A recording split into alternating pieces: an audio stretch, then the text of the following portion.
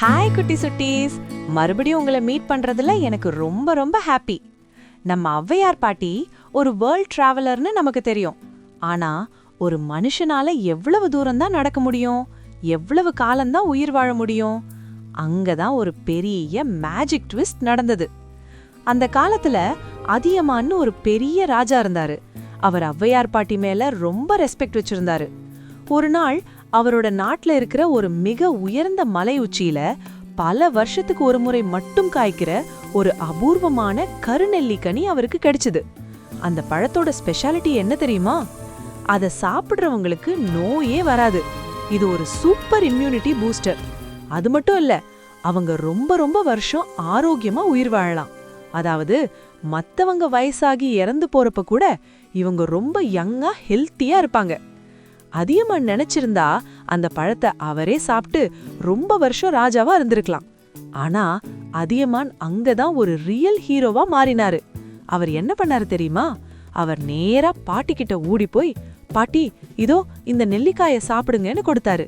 பாட்டியும் ஏதோ நார்மல் நெல்லிக்காய்ன்னு நினைச்சு அதை சாப்பிட்டாங்க. சாப்பிட்ட அப்புறம்தான் பாட்டிக்கு விஷயம் தெரியுது, அது சாதாரண பழம் இல்லைன்னு. பாட்டி அப்படியே ஷாக் ஆகி கேக்குறாங்க, அதியமா இது சாதாரண பழம் இல்லையே, இத சாப்பிடுறவங்க ரொம்ப காலம் வாழ்வாங்களே, நீ தானே இதை சாப்பிட்டுருக்கணும், எனக்கு ஏன் கொடுத்த? அதியமான் சிரிச்சுக்கிட்டே சொன்ன அந்த பதில் தான் இன்னைக்கும் எல்லாரும் பேசுற ஹைலைட்.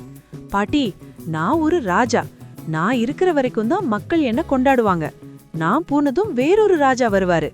ஆனா நீங்க, உங்ககிட்ட இருக்கிற தமிழ் அறிவு அது காலத்துக்கும் அழியாதது. உங்க ஒருத்தரோட உயிர் ஏன் உயிரை விடவும் என் நாட்டை விடவும் தமிழுக்கு ரொம்ப முக்கியம் பாட்டி. நீங்க வாழ்ந்தாதான் தமிழ் வாழும், அன்பு வாழும், அறிவு வாழும். எவ்வளவு பெரிய விஷயம் பாத்தீங்களா? கொஞ்சம் கூட செல்ஃபிஷா இல்லாம மத்தவங்களுக்காக ஒரு ராஜா தன் சொந்த ஆயுளையே கொடுக்க தயாரா இருந்தாரு. அந்த ஒரு நெல்லிக்கனியால தான் ஔவையார் பாட்டி பல ஜெனரேஷன்ஸ் தாண்டி வாழ்ந்து நமக்காக அவ்வளவு அழகான போயம்ஸ் எழுதி வச்சாங்க. இதுதான் அதியமானோட அன்செல்ஃபிஷ் லவ். தனக்கு கிடைச்ச ஒரு பெரிய பொக்கிஷத்தை இன்னொருத்தருக்கு கொடுக்கறதுக்கு ரொம்ப பெரிய மனசு வேணும் குட்டீஸ்.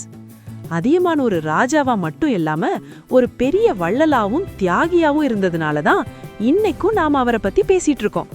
இந்த செல்ஃப்லெஸ் லவ் உங்களுக்கு பிடிச்சிருக்கா? உங்க ஃப்ரெண்ட்ஸுக்கு நீங்க எப்போ கடைசியா எதையாவது விட்டு கொடுத்தீங்க?